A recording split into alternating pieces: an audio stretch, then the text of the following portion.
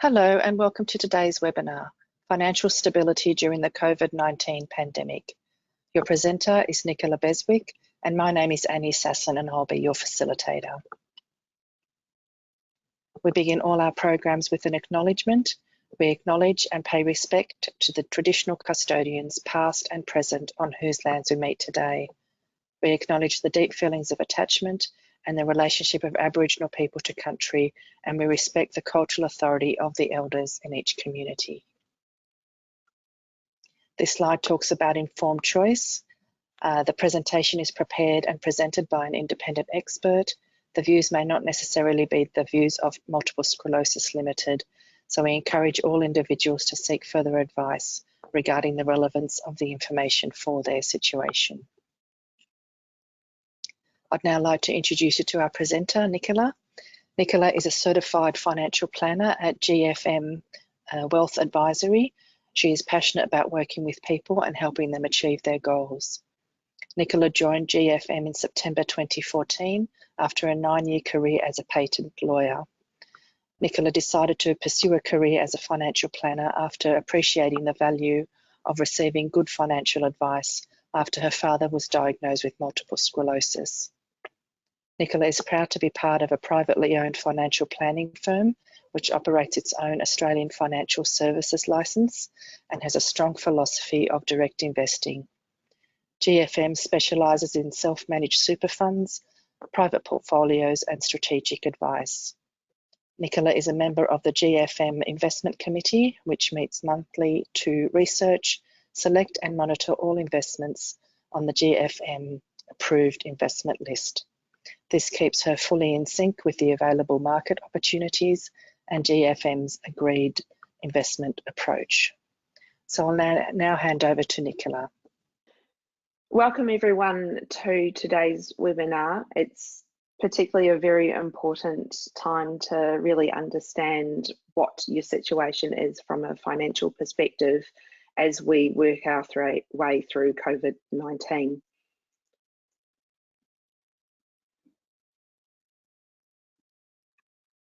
So I am presenting today on part of the Pro Bono Advice Network.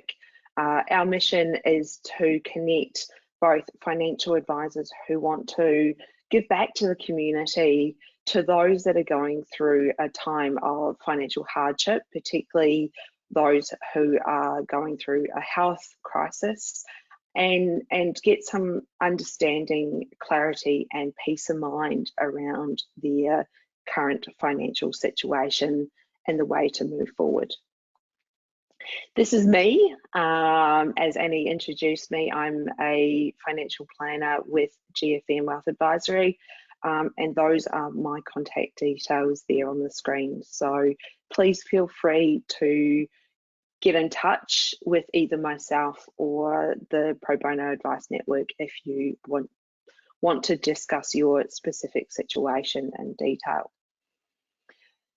As we all know, we all have the lovely disclaimer there, essentially just saying today we'll talk about a few things and they may or may not be relevant to you. However, before you do anything, talk to someone, get some advice, because everyone is different and there are a range of people out there to help.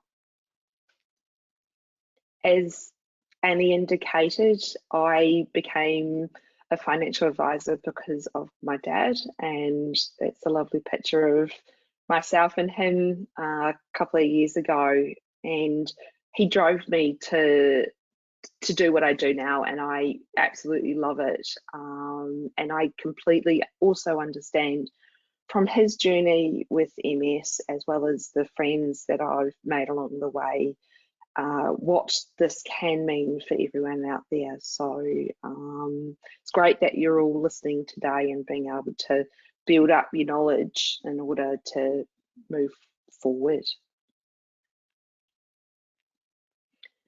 Today, I want to talk about 4 key things. What's happening in the share market at the moment, what the government has done to date in terms of helping Australia get through this health crisis, some of the financial options that currently exist out there in terms of economic support payments, and some of the new incentives that the government have also put together throughout the last few weeks and publicised. These are particularly important, and I will spend a bit of time going through them, as well as some simple tips as to get you through this current time.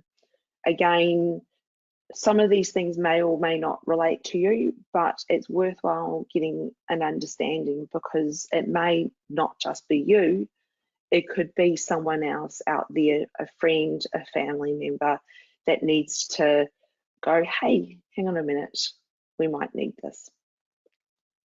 So let's touch on the first point. What is currently happening in the share market? If you listen to the 6 o'clock news, there's always a lot of attention driven to what is actually going on in the share market, whether it's gone up, whether it's gone down. And that does create some interesting discussion points depending on what else. But what we've really seen at the moment is every business has been impacted. We've had travel bans put in place, factories and a number of businesses who can no longer manufacture their goods have been closed. This has disrupted the normal supply chains that exist in the community. And a number of countries are going through a wide range of stages in terms of lockdowns. My sister lives in New Zealand, and they're on a 4-week complete lockdown. We're here in Australia, there's different rules in place. This is again having a very different impact across the country and also across the world. A lot of the uncertainties with COVID-19 are broad in nature. COVID-19 is predominantly a health crisis, and that is something that's impacted all of us, but this is having a flow-on effect to both the financial and economic situations that us as individuals find ourselves in, as well as the considerations the government need to make as well.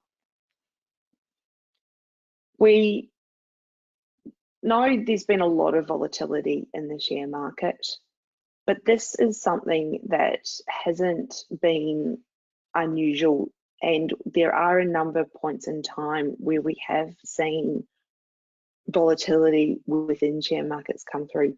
Now, COVID-19 volatility in the share market we're seeing at the moment is the one front of mind, but recently in 2012 we had the Euro crisis. 2008 we went through the global financial crisis. That's probably the one a lot of people may remember. And prior to that we had September 11 and in 87 a stock market crash as well.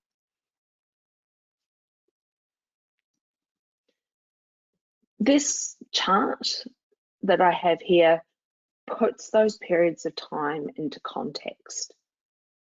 You can see the orange bars on that top line there show the contractions, or essentially what we call bear markets, markets falling in the share markets. And the blue line is an underlying portfolio of stocks. So you can see how it's fallen, but then recovered over a period of time. And you can see this comparison that over time, we're starting back into 1973, all the way to now, how much that movement has had. And you can see the percentage returns over that period of time in that second chart at the bottom there. If we put the share market crash that we're seeing at the moment, or the share market volatility that we're seeing at the moment, into perspective of other periods of bear markets, this chart really shows us where we're at now in relation to other market volatility periods. So 2020, where we are now, shown by that green line. Now this data does go only up to mid-March, and we have had a little bit of recovery in the share market since then. But when we look at it to 2007, 1987, and even looking at 1929, so quite a long time ago, you can see that while we've had a fall in share markets, there does become a point where the market recovers. And this is particularly important to remember when you're thinking about your situation in a long-term perspective, and also your superannuation.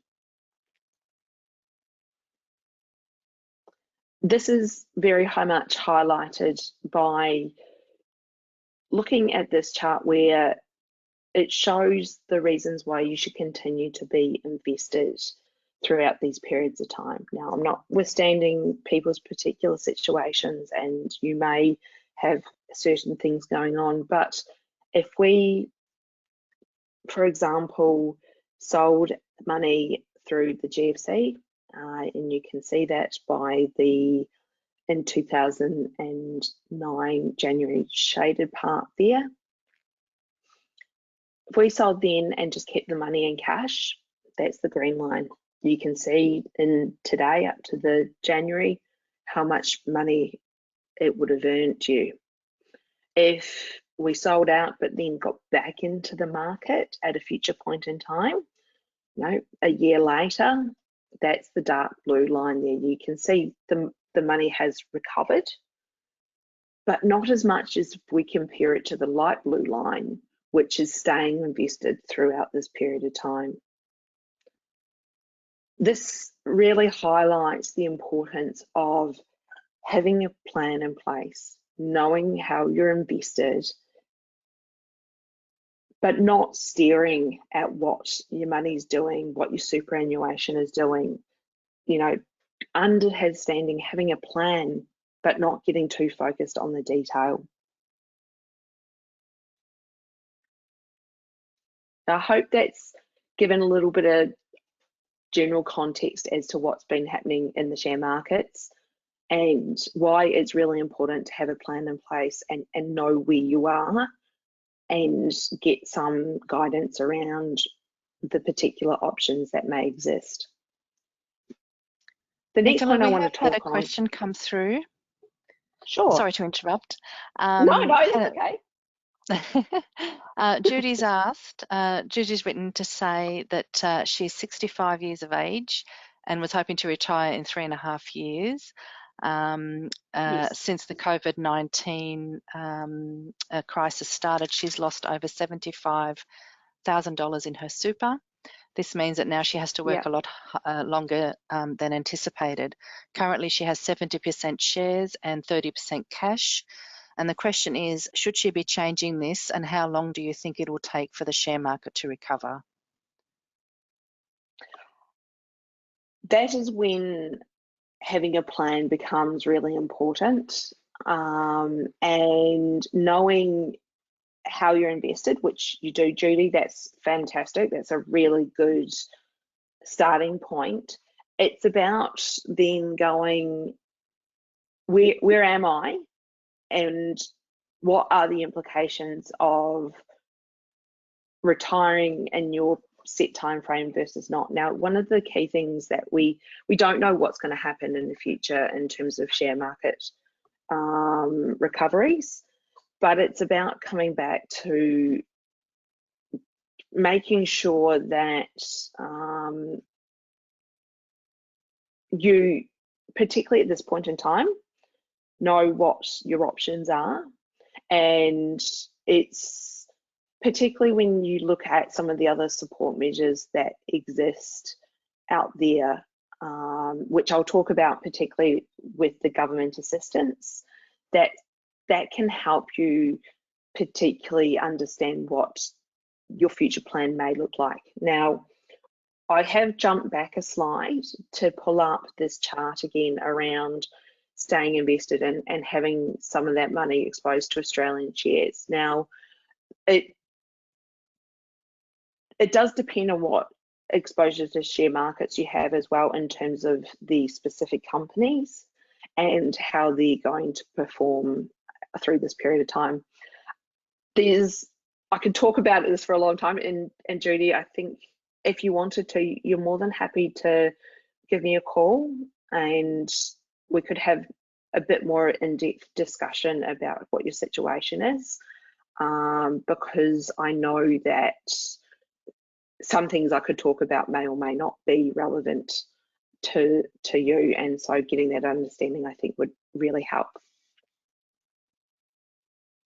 That's great. Thank you, Nicola. No further questions have come through at this stage, so thanks for the question, Judy. Thank you. Yes, thank you, Judy. So the second point I wanted to talk about was what has the government done to date, and what is this really looking like in terms of support for Australians. So we know that there are 3 packages that the government have announced over the previous weeks. There's been 3 key areas that they've aimed at. The first package was aimed at people who are retirees or about to head into retirement. So, you know, that's probably something to take into account, as well as people who have recently been made unemployed or are already unemployed. The second, which is to help small businesses get through these times, because particularly what the government wants to happen is to have businesses carry on throughout this period of time, because we all know that keeping the economy afloat really does come from the businesses there and employing people. And that's what the third measure is aimed to do. It's help people retain some of the staff that they have, or re-employ people that they felt like they had to let go. So with these measures in mind and what the government have done, is today, under the third point, I wanted to talk about some of the potential financial options that exist for people who may be able to get some government support, or if you're potentially looking at your situation and wanting to understand if you are eligible for something, that's probably something really, this is really important to know as part of your plan. So income support payments through Centrelink, which I'm sure many of you were aware of, exist, and these are the key measures that I'm then going to talk about in terms of what additional support the government has given people. So some of the common existing support payments that are present at the moment include the age pension, which you get paid depending on your age, disability support pension if you meet particular criteria. For those that are caring for people or in a situation where they're being cared for, people are also entitled to a carer payment and or an allowance. If you're renting, there's rent assist, and if you're looking for work, then we've got the New Start allowance, which has recently been changed to a new term, the job seekers payment. So to be eligible for these payments, what Centrelink do is they look not only at your broader criteria such as your age and specific health areas, but they look at how much money you have in terms of income you earn or assets you hold, so the actual values, and the 2 tests, the asset test and the income test. Centrelink applied both of these, and they help determine your actual payment amount under those pensions. Unfortunately, it's the lower of the two tests that gives you your payment, but for the New Start allowance or the job seekers payment, essentially you have to meet the thresholds or you don't, and you get a payment or not, where the age pension or the disability support pension, it is a tapering payment depending on your level of both income and assets that you hold. So in terms of how much you could possibly get as the maximum amount under the age pension or the disability support pension, you can see if you're under the two lower thresholds for both the income test and the asset test, singles get $944 a fortnight, and couples, each couple can get up to $711 per fortnight. So that goes a long way to helping the income that someone needs, and that's really important. So whether you're in a situation where you want to consider how much income you're getting, making sure you're investigating these options is important. So in terms of the first of the two tests for both the age pension and the disability support pension, it all depends on your home ownership status as well as your relationship status. So on the slide here, I've got the asset thresholds in terms of what a person, depending on their situation, has to qualify for the full pension. So that's the full amount that I just explained on the previous slide, or up to get at least $1 worth of pension. You can have up to these thresholds under the part pension column there. Now, sometimes it's not necessarily about the actual money you're getting, but it's the entitlements that you get with it, such as the concession card. So even if you think you're under those thresholds, it's worthwhile considering it. The income test, so the second of the two tests, is slightly more convoluted.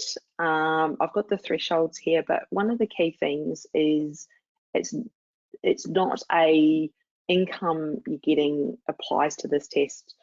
Centrelink treat money in the bank, superannuation accounts differently. They have what we call a deemed amount of income. So they take a particular percentage and apply that under this income test threshold. So it's really important to be aware of this and consider it as part of your plan, particularly if you don't have something. For the allowance, so the New Start or job seekers payment, the amount of income you can get from these income support payments also vary depending on your relationship status, as well as being a single with children or not, and I've got those numbers up there.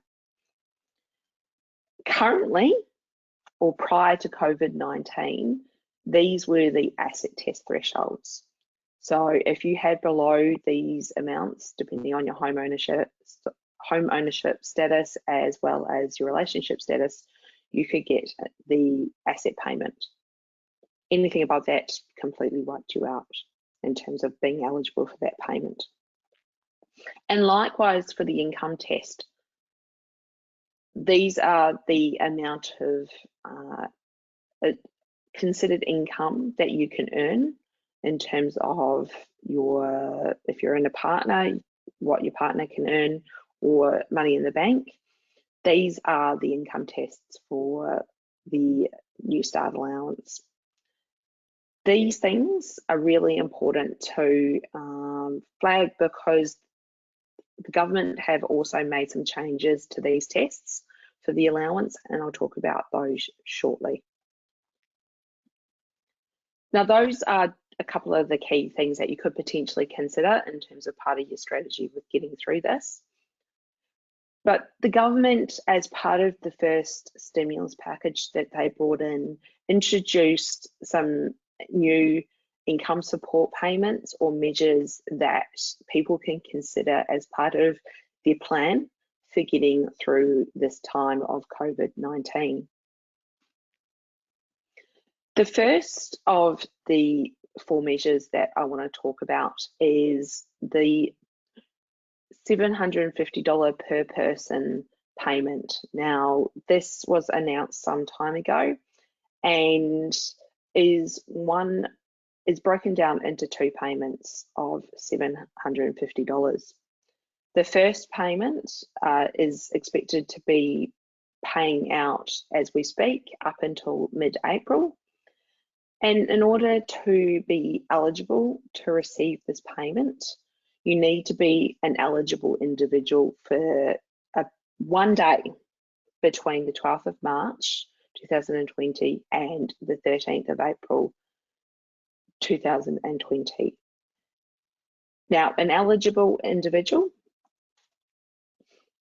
has to be someone that is receiving an eligible payment from Centrelink.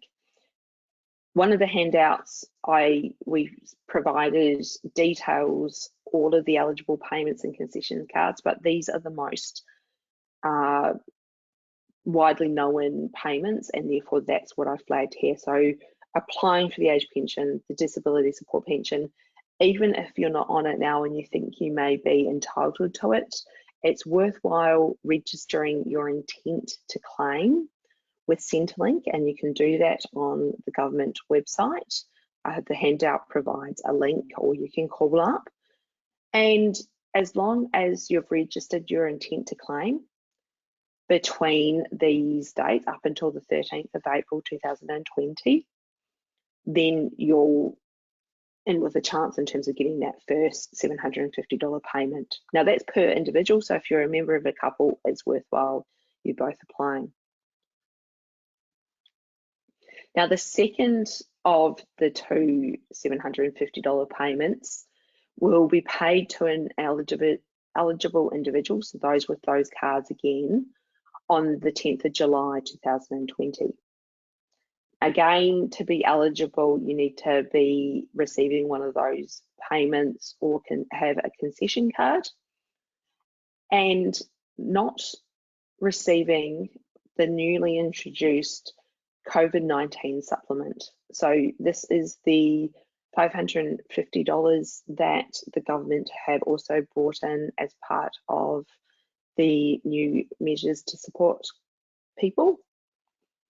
And to be eligible for the COVID-19 supplement, or the $550 per fortnight, you or an individual will be receiving, whether they're newly receiving or previously receiving the JobSeeker payment, the New Start allowance, or some of these other conditions, they're all payments there. So this is going a long way to supporting people who may have been made redundant throughout this process, top up their income and actually get some further support. So not just the regular payment that people are entitled to under the JobSeeker and New Start payment, but an additional $550 a fortnight on top of that. Now this additional COVID-19 supplement is expected to start on the 27th of April and run for a period of 6 months. It may be longer depending on how the economy and how people getting back to work works through in terms of the future, which is something we all don't know. Some of the other really good things that have come out in terms of this supplement is relaxing the income and assets test. So before I talked about the thresholds under normal conditions, the government have also relaxed the thresholds in terms of the income test.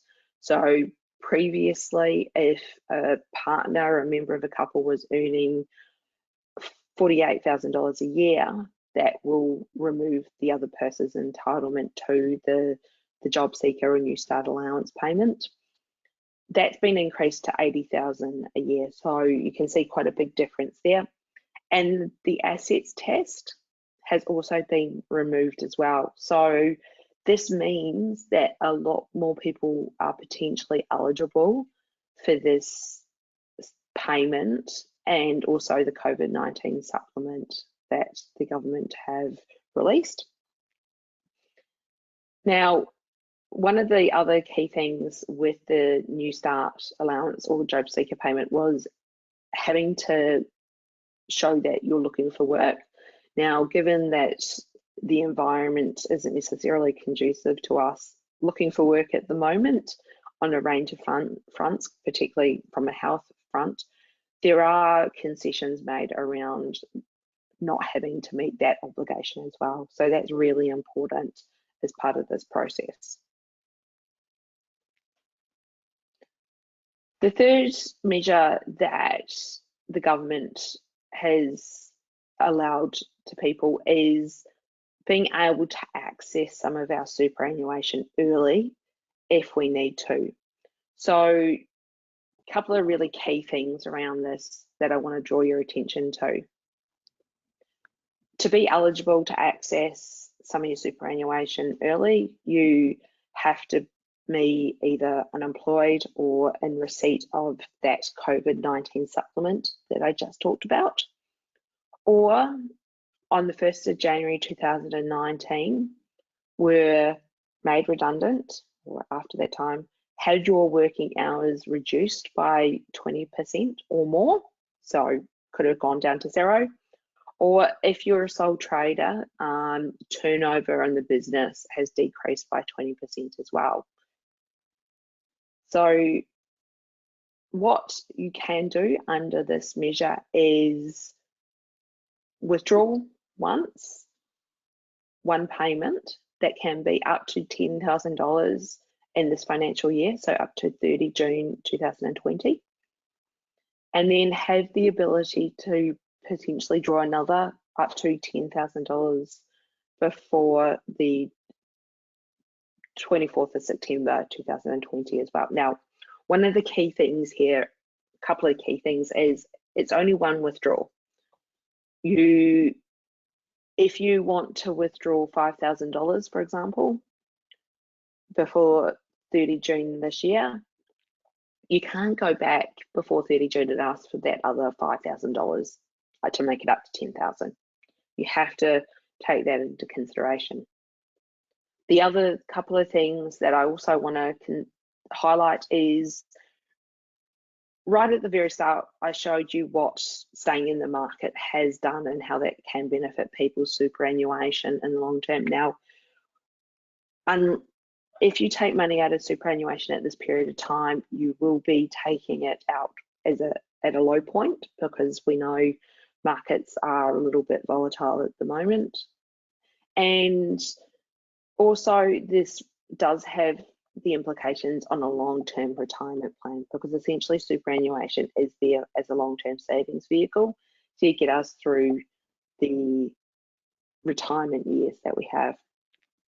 Also, things like if you've got insurances linked to the accounts, making sure that you're not going to put your insurances in jeopardy as well. So my key thing is, if you are considering this as part of your strategy to get through this current period that we're facing at the moment, get some advice, talk to someone and really understand what it means for you before you do it, because information is really power with making decisions as to what your plan is to getting through.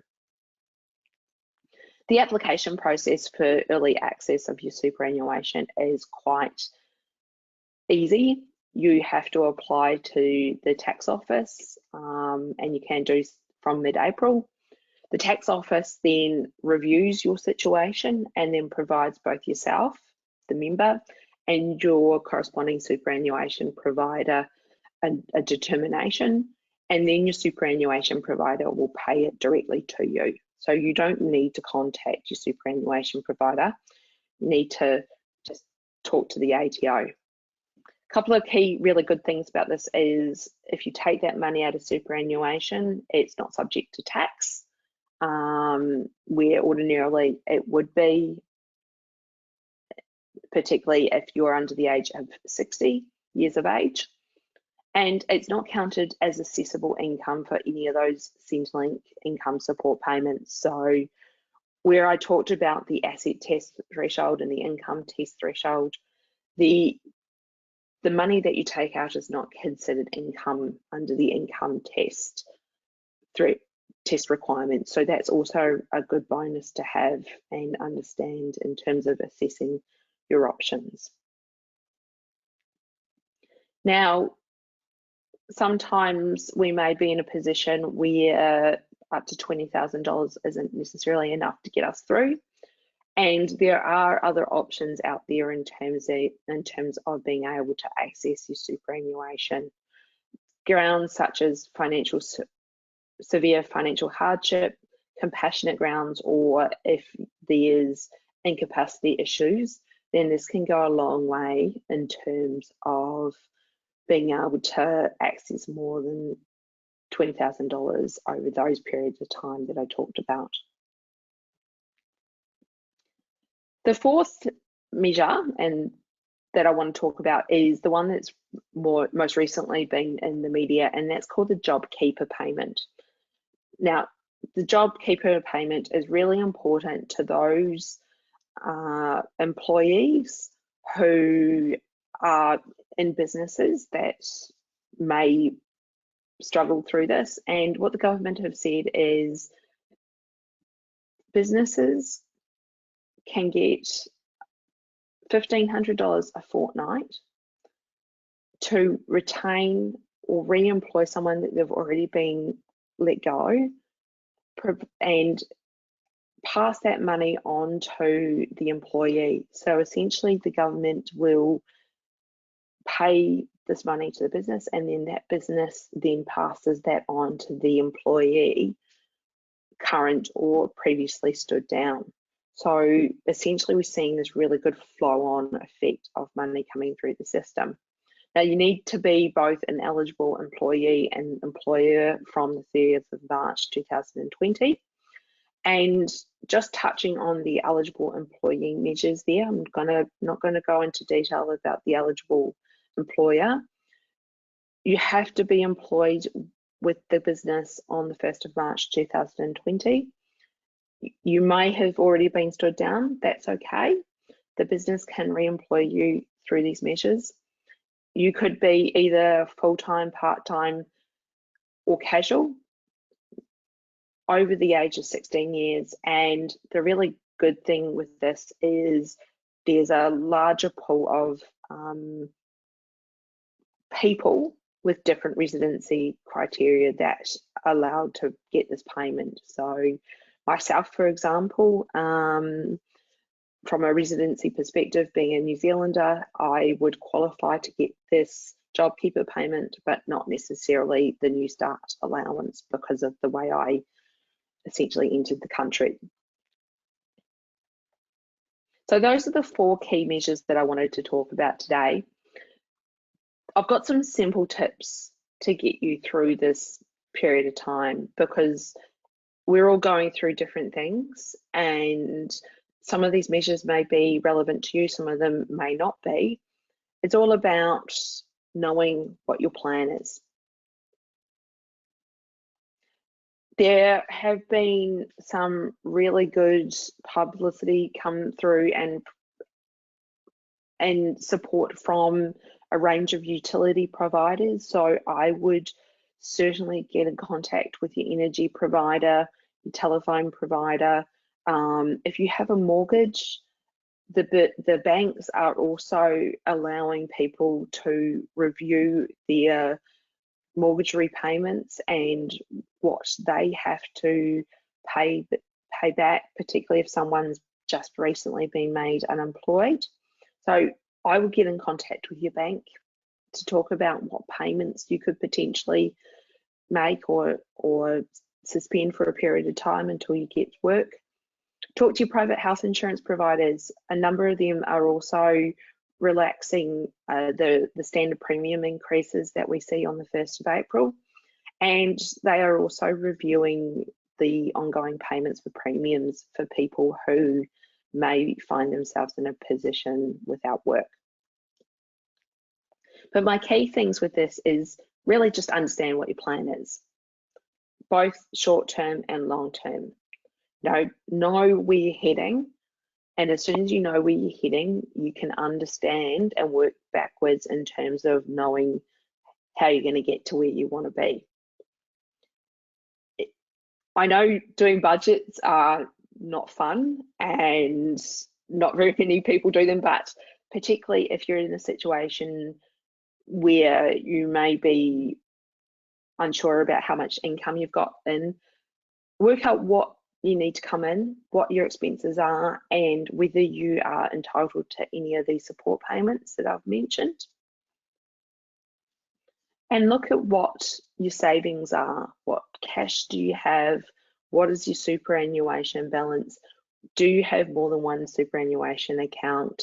And really understand the details, your insurance cover, and how your superannuation is invested, and what these current periods of time mean for you in terms of getting through this time, and really coming back to that plan in place. Working out how long your cash may last before you even consider accessing some of your superannuation early. I know that the government's allowing you to access $10,000 if you need to, but do you need to? Can you get away with actually just going, you know what, I'm going to leave that money where it is? Do you know where your insurances are? Do you have income protection insurance, total and permanent disability? These kind of things are really important for just understanding what the situation is and how things look for you. And my final tip of all through this is get support, build a team. There's some great people there at MS Connect that can help, and there's a great team of whoever you're looking for. Get the right advice, get the right support behind you, and that will go a long way to helping work through whatever situation you're in. And knowledge is power, and calling on those people is really important at this time. So the contact details for the Pro Bono Financial Advice Network are up on this slide now, and we can be contacted in a number of ways, email, telephone, or you can go on to our website. And hopefully that gives you an idea of how to navigate this health crisis that we're in, and support both yourself, your family, or friends who may be out there. Thank you very much for listening to me today. I really do hope you've got something out of it, and please feel free to get in touch if you need any further assistance. Thank you. Thank you, Nicola. That was very informative. There's certainly a lot of information there for everyone to consider. We've had a few questions come through, so I might relay them to you now if you wouldn't mind. Mm-hmm. So Susan was asking about the $750 payment. She's saying she has a healthcare card, but she doesn't receive any payments currently. Will that make her eligible for the $750 payment? Yes, it will. And I'll just, go back to that slide that shows the cards. So here we've got the eligible cards. So the pensioners concession card and the Commonwealth Seniors Healthcare card. Now, if you're on the low income healthcare card, that's the one card that doesn't give you eligibility to receive that payment. However, what I would suggest is you look at some of the eligible payments, and if you or someone would fit under those, and whether you could potentially apply to get that payment. I hope that helps. Thanks, Nicola. Lynn Lee's also mentioned, has a similar question. She has the mobility allowance through the healthcare card, and her question is she eligible to get this $750 as well? Let me have a quick look on the handout that we provided. Has a list of all of the payments, and I would have to double check on that as to whether that does include the mobility allowance. Right, okay. Perhaps Lynn Lee can contact you directly, or Lynn Lee, Yes. maybe you want to contact us at MS Connect and we can forward your details through to Nicola. Another question has come through from Florence. Florence is saying she's making a claim for TPD. Will this affect any payout amount at all?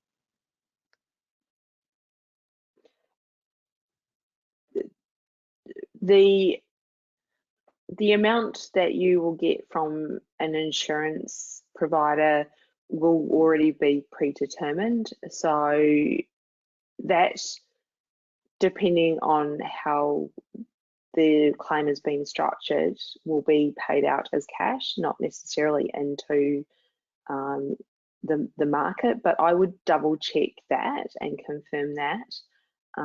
In terms of your ability to claim, the current situation in terms of the economic situation shouldn't impact that side of things. Just be mindful as to how the money is going to be paid to you, and make sure it's going to be paid as cash rather than anything else. If you are looking at applying for one of these payments or concessions, then the answer is it depends on how much and what you're going to get and other criteria. Okay, thank you, Nicola. Louise is saying that she works as a casual worker at OPSM, and this morning she found out that the organisation will be closing 50% of the branches for a period of 2 months. And she's asking the question, should she wait to get the JobKeeper or apply for the job seeker allowance? I would do both. First of all, the JobKeeper, you will have to talk to your employer and find out what their position is with that, as that is something that's done with them and then they on-pay it to you. So double check with your employer as to what their position is for the JobKeeper payment. With the job seeker payment, by all means, I would apply, and I would suggest that you look at doing that now, essentially, to ensure that you receive that first payment that can come through, $750. Okay, great. Thank you, Nicola. We have got time still for more questions. However, we have got some housekeeping, some further slides to go through regarding our services. So I might just take control then, Nicola, from you. So if you bear with me, I'm just going to click a few buttons here. And I'm hoping everyone can see my slides. Okay, I believe they're showing at the moment. So just want to talk about the MS Connect team. And listed on that slide there, we've listed 10 reasons to call MS Connect. There are hundreds of reasons to call them, but on that slide we list 10. So please feel free to make contact. we're able to provide support and services and referrals to other supports and services. So please make sure that you have our number on speed dial, as they say, and I'll provide you with that number. It's written on most of our documentation. One of the other supports that we provide is the peer support program, and this is one-on-one phone support. There are face-to-face groups, but they're currently converted to telegroups at the moment, and they're in the various states. They're listed there. There's also telegroups, Facebook groups, etc., to keep people connected. And those three pictures there are the program coordinators in the various states. So that's Katarina, Kim, and Ange. Just a word on the online tool, Get Your Act Together. This is designed to help you better manage your multiple sclerosis symptoms. They talk about the main symptoms of MS, and you simply access the tool. You would go to our website and you enter in some information about your symptoms, and the system will provide you with an individualised report.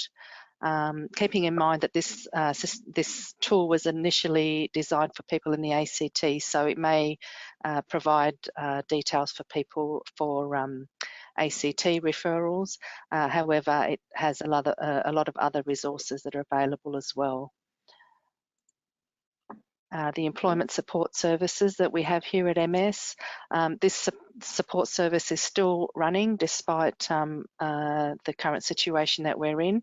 And we do encourage you to contact MS Connect if you want some support for continuing on in your job and being able to manage your symptoms while you are at your job. MS is a registered NDIS provider, and listed there on that slide are all the services that we do provide. At the moment, the face-to-face programs are being converted to online programs where possible. And if they're not, they are suspended at this time given the current climate. But if you do want to know more information about NDIS or any of the other support services that we have, please contact MS Connect on 1800 042 138. This slide talks about My Aged Care. So if you're 65 years or over and you want some information or assistance in mapping out your needs, or an assessment at all, please give them a call on their 1800 number, or you can access their website there. Okay, I'm just going to check and see if any further questions have come through.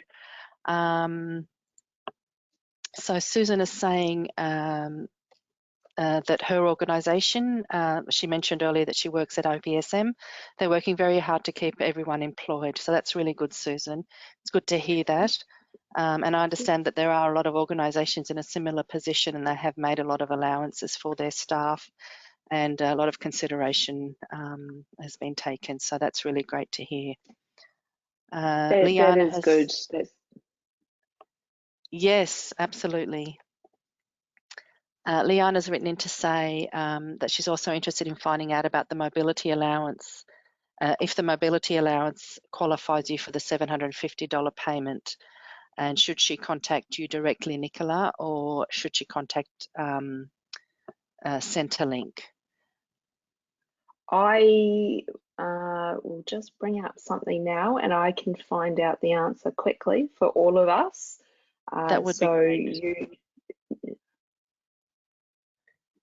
And I believe Lynn Lee had a check of the list, the sheet that you provided, the resources sheet, and she mentioned that it wasn't listed on there. Okay, yeah. So while you're looking that up,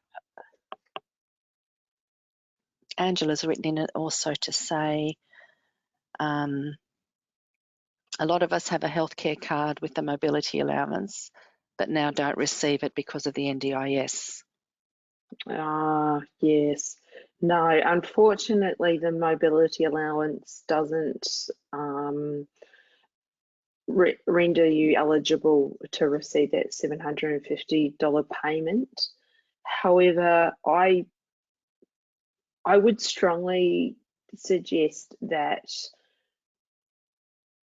we consider your situation under the other forms of payment, as that may also assist you from a particularly an income side of things. So, you know, there are certain criteria around, for example, the disability support pension, and from an income and assets test perspective, and that may be an avenue not only to get that extra money, but also get an ongoing further payment as well. So I would strongly suggest that for those of you who think you're within some of those criteria that I outlined in one of the handouts, from an income and an asset test perspective, to get in touch and let's see what we could potentially do. You may be able to even just register your intent to claim online with Centrelink directly, and then that will get the